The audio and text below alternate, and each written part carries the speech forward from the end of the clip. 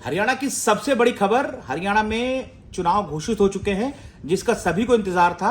आज ही मुख्यमंत्री ने कहा था कि समय पर चुनाव होंगे।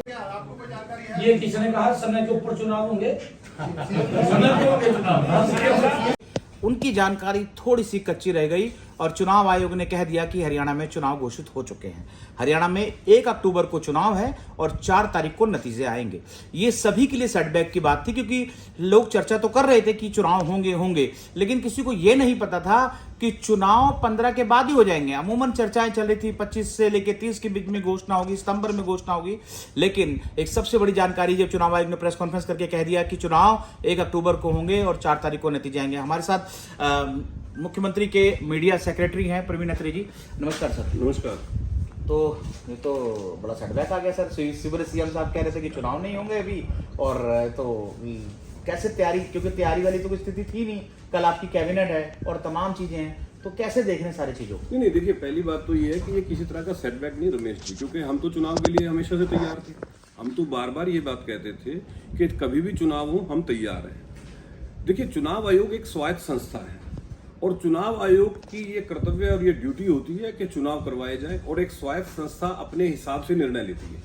तो इसलिए ये कहना कि किसी तरह का अंदाजा, क्योंकि एक स्वायत्त संस्था अपने नियमानुसार काम करती है। आज चुनाव आयोग ने अपनी प्रेस कॉन्फ्रेंस करके हरियाणा के चुनाव के बारे में घोषणा कर दी। जहां तक मुख्यमंत्री जी के कहने की बात है, देखिए, हम ये मान के चल रहे थे कि अभी जो हम हरियाणा असेंबली का समय है वो बचा हुआ था। 3 नवंबर तक असेंबली बनना, नई असेंबली बनना as per law, as per नियम वो था।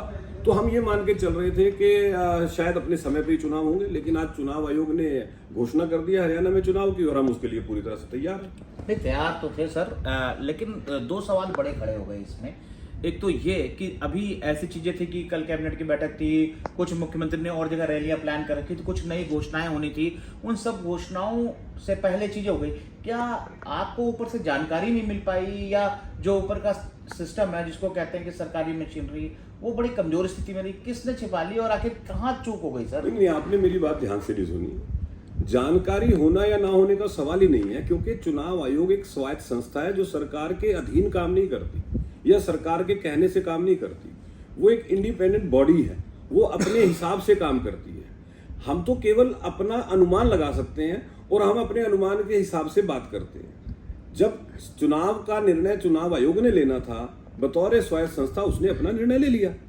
रही सीएम साहब की रैलीज की बात, देखिए, जब चुनाव की घोषणा हो गई तो बतौर मुख्यमंत्री ऑफ हरियाणा प्रदेश, बतौर नेता ऑफ भारतीय जनता पार्टी, बतौर CM face of Bharatiya Janata party, वो फील्ड में जाके अपनी रैलियां तो करेंगे, पार्टी के लिए प्रचार भी करेंगे। तो जहां तक रैलियों का संबंध है, रैली प्रचार का एक हिस्सा रहेगी और प्रचार के तौर पे हम अपना काम करेंगे।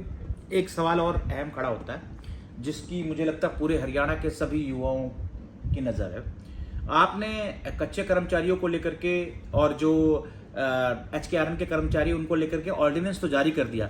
जानकार ये कहते हैं कि ऑर्डिनेंस के बाद विधानसभा में बिल आना जरूरी था, और बिल आने बिना उन चीजों की वैलिडेशन। असली सच्चाई है क्या, ये सभी जानते हैं? नहीं, देखिए, मैं आपको बताता हूँ। जो ऑर्डिनेंस होता है, ऑर्डिनेंस 6 महीने के लिए वैलिड होता है। ऑर्डिनेंस के 6 महीने पूरे होने से पहले उसके ऊपर एक्ट